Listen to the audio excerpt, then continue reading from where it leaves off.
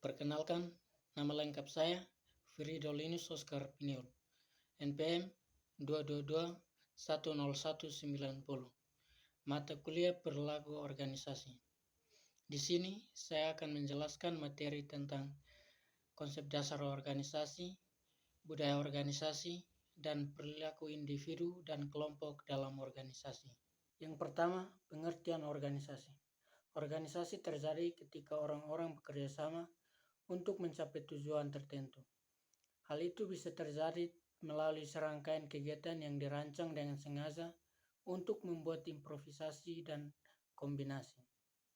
Berikut adalah pengertian organisasi dari beberapa ahli. Yang pertama, C.H. Northcote. Organisasi adalah sebuah pengaturan di mana tugas-tugas diberikan kepada para anggota sehingga mereka berkontribusi secara efektif untuk beberapa tujuan yang jelas. Tujuan dari organisasi adalah untuk mengkoordinasikan aktivitas dari berbagai individu atau anggota kelompok yang bekerja sama dalam organisasi untuk mencapai tujuan perusahaan. Yang kedua, Louis Allen. Organisasi adalah sebuah proses identifikasi dan pengelompokan pekerjaan yang akan dilakukan dan mengerjakan tanggung jawab dan wewenang serta membangun hubungan untuk sebuah tujuan yang membuat organisasi saling bekerja sama secara efektif dalam mencapai tujuan. Organisasi adalah sebuah instrumen untuk mencapai sebuah tujuan tertentu. Yang ketiga, Wheeler. Organisasi merupakan struktural tugas atau tanggung jawab yang dikerjakan oleh masing-masing personil dari organisasi. Yang kedua, budaya organisasi. Menurut Fitriani, kata organisasi secara etimologi berasal dari bahasa Latin, yaitu organum yang berarti alat. Sedangkan dalam bahasa Inggris disebut dengan organisation yang berarti organisasi, penyusunan, pengumpulan, dan penghimpunan. Jadi, makna organisasi adalah suatu susunan kesatuan-kesatuan kecil yang membentuk satu kesatuan besar. Makna organisasi seringkali dikonsepkan sesuai perspektif, tujuan, dan konteks keilmuan dari seseorang yang merumuskannya. Secara umum, definisi organisasi adalah sebuah wadah untuk sekelompok atau sekumpulan orang yang bekerja sama secara rasional dan sistematis yang terpimpin atau terkendali untuk mencapai suatu tujuan tertentu. Budaya organisasi bersifat dinamis, bahkan perlu disesuaikan dengan perkembangan lingkungan agar organisasi tetap mapan. Sebuah organisasi perlu mengembangkan budaya berprestasi, mengubah pola pikir, dan memelihara kepercayaan dalam organisasi. Budaya organisasi yang baik merupakan proses pembelajaran terus-menerus dalam organisasi. Nilai-nilai positif dari budaya kerja idealnya terus dibina dan diwariskan kepada seluruh anggota baru agar tetap tertanam dalam organisasi. Anggota harus mampu beradaptasi dan menerima positif dengan norma-norma atau nilai-nilai yang dibangun.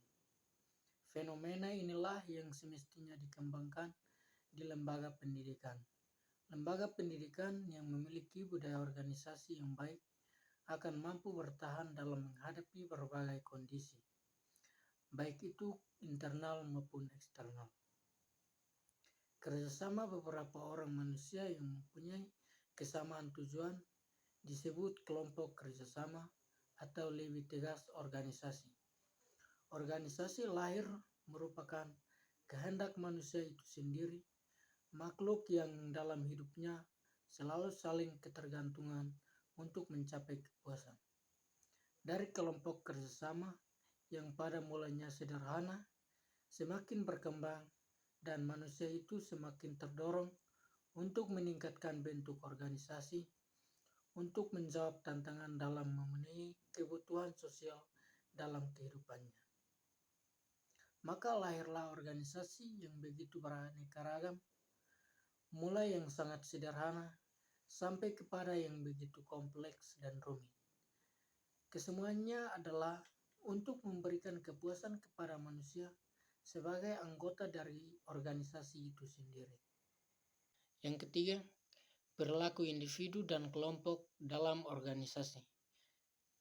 Pertama, pengertian perilaku individu.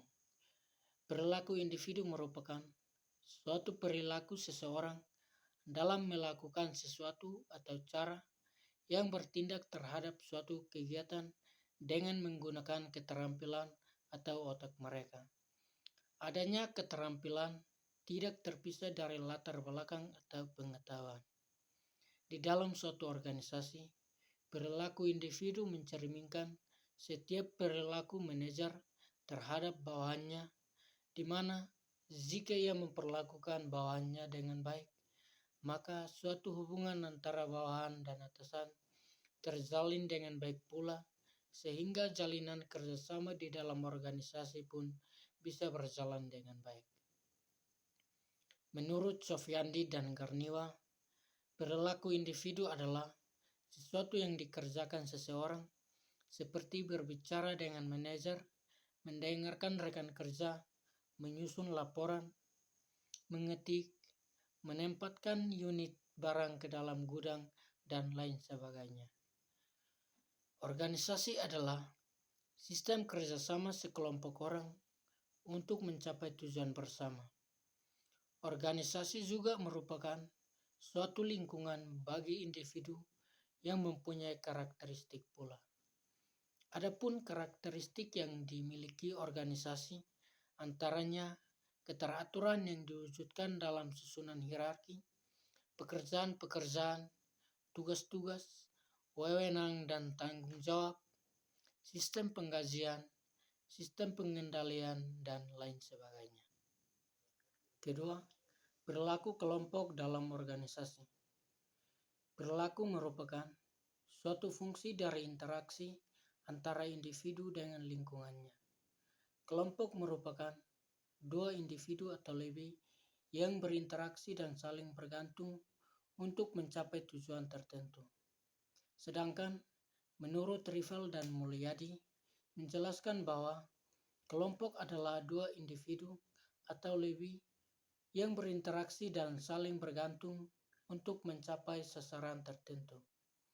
Perilaku adalah semua yang dilakukan seseorang. Bentuk perilaku seseorang adalah semua yang aktivitas, perbuatan, dan penampilan diri sepanjang hidupnya. Bentuk perilaku manusia adalah aktivitas individu dengan relasinya dalam lingkungannya. Jadi, definisi dari pengertian perilaku kelompok adalah suatu aktivitas yang dilakukan oleh seseorang individu dengan yang lainnya untuk mendapatkan aspirasi anggota, berinteraksi, dan setiap individu dan saling bergabung untuk mencapai sasaran yang diinginkan.